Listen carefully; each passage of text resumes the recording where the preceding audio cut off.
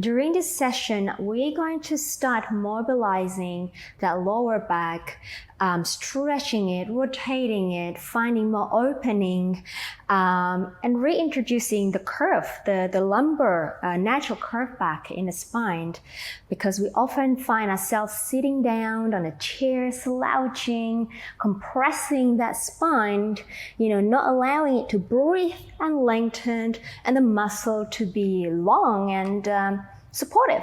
So let's start. We're going to start, I call this a butterfly, a diamond-shaped leg position. Right, finding that length in the spine. I'm gonna go sideways here. So finding that length in the back as long as possibly you can do today. That's not proper English, but anyways, let's moving on. So lengthening up the back. All right, now I want you to just flap those legs, kind of like butterfly wings here, okay?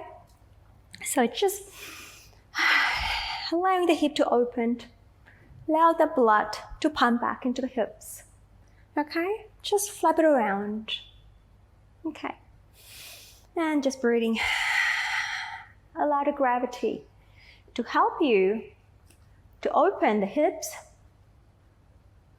mobilizing it, and find easiness in the hips. Okay, now let's bring it into a stop here. All right, I'm gonna face forward this time now.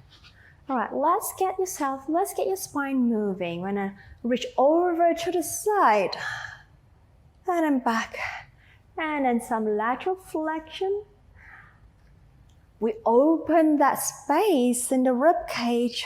We open the space in the waistline, creating some length in the lower back and the lumbar spine.